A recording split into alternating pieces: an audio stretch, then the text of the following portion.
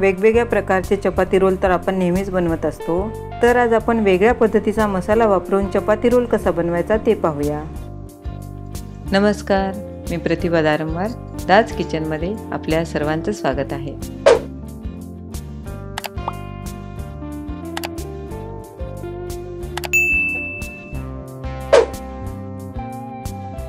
मसाला करून घेऊ। कढईमध्ये 1 टीस्पून तेल, थोडंसं जिरं, 2 टेबलस्पून काजू बदामचे तुकडे आणि 2 टेबलस्पून तीळ टाकून थोडंसं भाजून घेऊ।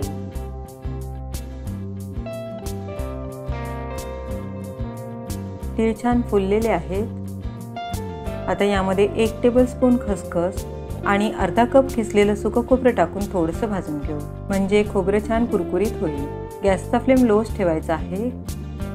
सर्व छान कुरकुरीत झालेलं आहे, काढून थंड करून घेऊ। याच कढईमध्ये 2 टेबलस्पून तेल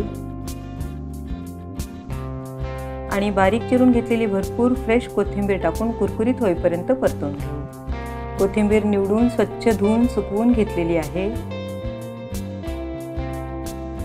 कोथिंबीर छान कुरकुरीत होत आलेली आहे।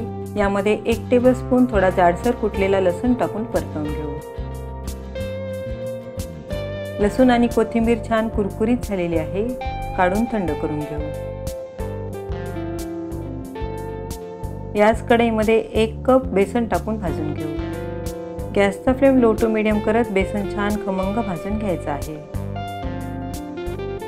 बेसन छान खमंग भाजत आलेलं आहे।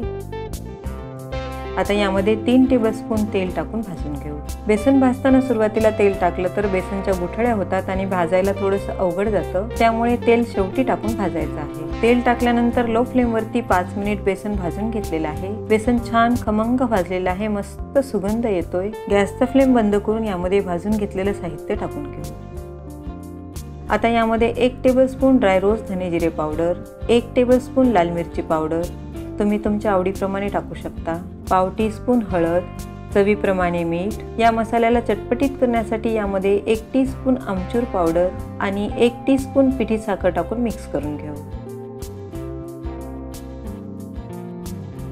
सर्व छान मिक्स झालेलं आहे। मस्त खमंग चटपटीत मसाला तयार झालेला आहे, काढून थंड करून घेऊ। हा मसाला थंड करून एअरटाइट डब्यामध्ये भरून फ्रीजमध्ये ठेवायचा। 4 ते 5 महिने छान राहतो। मोहरी जिरं घालून फोडणीचं तेल थंड करून घेतलेलं आहे। पोळीवरती तेल पसरवून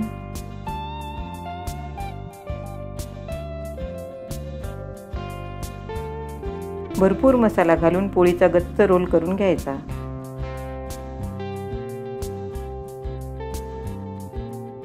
हा रोल कट करून घेऊ, म्हणजे खायला सोपं जातं। मी या अगोदर हा मसाला वापरून मसाला करंजीची रेसिपी केलेली आहे, त्याची लिंक डिस्क्रिप्शन बॉक्समध्ये दिलेली आहे। मस्त टेस्टी चपाती रोल तयार झालेला आहे। असा मसाला बनवून ठेवला की कधी कधी घाईच्या वेळेस मुलांना अगदी झटपट चपाती रोल बनवून देता येतो। रेसिपी आवडली असल्यास लाईकचं बटन क्लिक करा आणि अशाच वेगवेगळ्या रेसिपींसाठी चॅनलला सबस्क्राईब करायला विसरू नका।